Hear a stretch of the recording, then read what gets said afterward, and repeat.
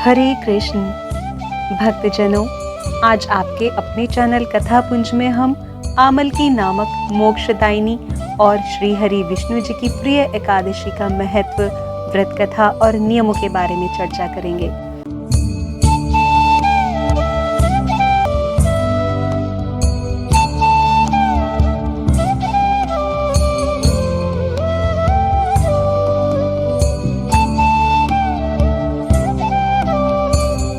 आमल की एकादशी एक महत्वपूर्ण पर्व के रूप में मनाई जाती है।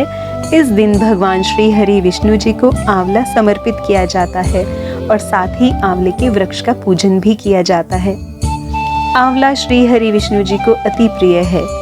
ब्रह्मा जी की उत्पत्ति के समय ही भगवान विष्णु जी ने आंवले की उत्पत्ति की। आंवले का वृक्ष औषधीय गुणों से संपन्न है। यह स्वास्थ्य के लिए भी महत्वपूर्ण है। व्रत के दिन आंवले का प्रयोग अवश्य करना चाहिए। आइए आमल की एकादशी की कथा श्रवण करते हैं। 88,000 ऋषियों को संबोधित करते हुए श्री सूत जी ने कहा, हे विप्रो, प्राचीन काल की बात है। महान राजा मान्यधाता जी ने महर्षि वशिष्ठ जी से पूछा, हे वशिष्ठ जी, यदि आप मुझ पर प्रसन्न हैं तो ऐसे व्रत का विधान बताने की कृपा करें जिससे मेरा कल्याण हो। महर्षि वशिष्ठ जी ने कहा, हे राजन, आपसे मोक्ष देने वाली परम कल्याणकारी आमल की एकादशी के व्रत का वृतांत कहता हूँ। ध्यान से सुनिए। यह व्रत फाल्गुन माह के शुक्ल पक्ष में होता है। इस व्रत के प्रभाव से सभी पाप समूल नष्ट हो जाते हैं। अब मैं एक पौराणिक कथा सुनाता हूँ, ध्यान पूर्वक सुनिए। प्राचीन समय में वैदनिक नामक नगर था। उसमें ब्राह्मण, वैश्य, क्षत्रिय, शूद्र चारों वर्णों के लोग प्रसन्नता पूर्वक रहते थे। नगर में सदैव वेद ध्वनि गूंजा करती थी। उस नगर में चंद्रवंशी राजा चैत्ररथ राज्य किया करते थे।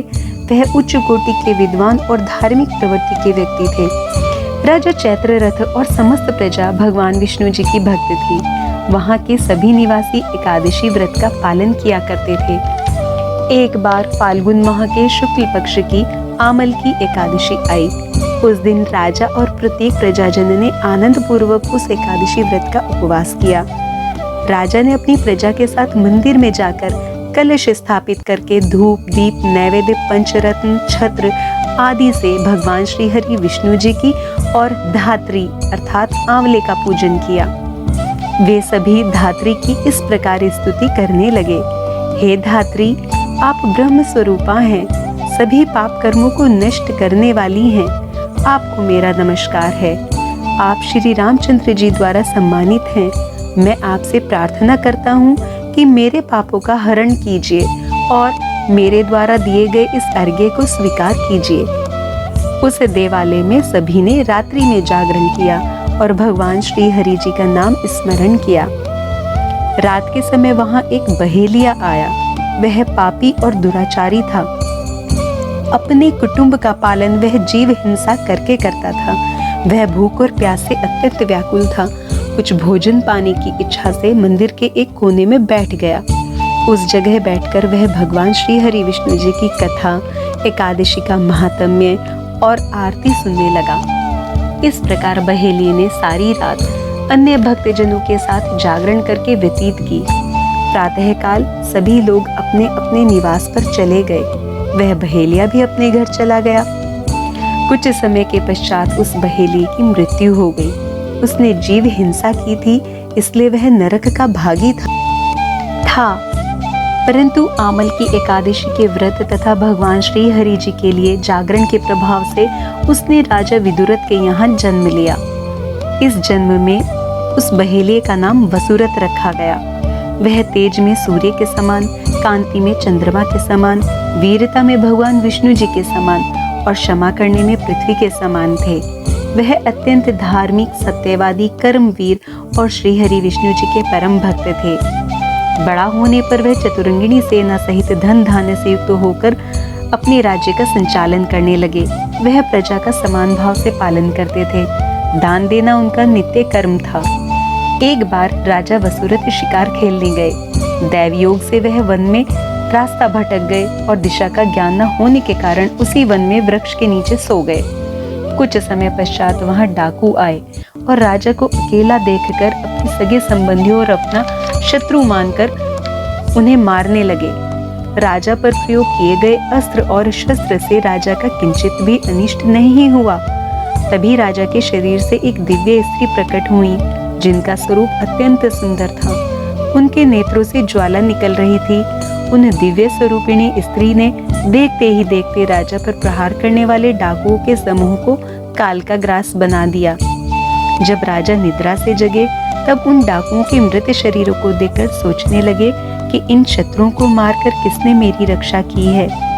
तभी आकाशवाणी हुई कि हे राजन, इस संसार में तेरी रक्षा कृपालु भगवान श्री हरि विष्णु जी ने की है। आकाशवाणी से ऐसा सुनकर राजा मन ही मन बहुत प्रसन्न हुए और श्री हरि विष्णु जी का स्मरण करते हुए अपने नगर की ओर चले आए।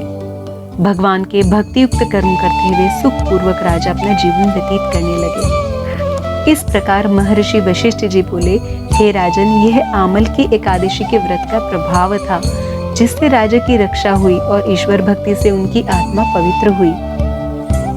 यह बात निश्चित रूप से सत्य है कि सर्वज्ञ सर्वव्यापक भगवान श्री हरि जी सदैव सभी स्वरूपों में अपने भक्तजनों की रक्षा और पालन करते हैं। आइए आमल की एकादशी के व्रत और नियमों को जानते हैं। दशमी तिथि से एकादशी व्रत के नियमों का पालन करें। अपनी शारीरिक सामर्थ्य अनुसार व्रत करें। चावल और अन्न का त्याग अवश्य करें। एकादशी तिथि को प्रातः ब्रह्म मुहूर्त में जागकर नित्य कर्मों से निवृत्त होकर आंवले के जल और उपटन का प्रयोग करके स्नान करें। हाथ में गंगा जल, तिल, पुष्प और मुद्रा लेकर व्रत का संकल्प करें कि मेरा यह व्रत सफल हो।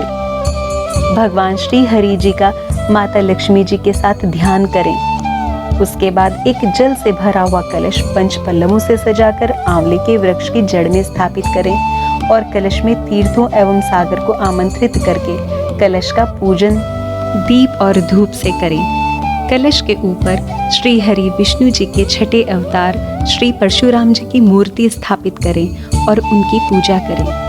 यदि यह विधि संभव ना हो तो कोई बात नहीं, श्री हरि जी को आंवला भेंट करें और भक्ति के साथ व्रत रखें। व्रत में अपने शरीर के साथ साथ आत्मा की शुद्धि का भी ध्यान रखें। अप्रिय वचन ना बोलें, चित्त को शांत रखें। हरे कृष्ण जी का नाम स्मरण करते रहें। संध्या के समय आरती, दीपदान और जागरण करें। अगले दिन प्रातः समय के अनुसार भगवान श्री हरि जी को तुलसी दल और नैवेद्य समर्पित करते हुए आरती करें और परशुराम जी की मूर्ति सहित कलश को ब्राह्मण को भेंट कर दें। नियत समय पर व्रत का पारण करें।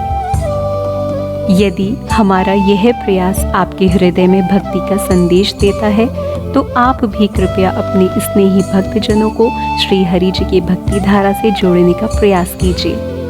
व्रत कथा के इस वीडियो को लाइक, शेयर और चैनल को सब्सक्राइब अवश्य कीजिए।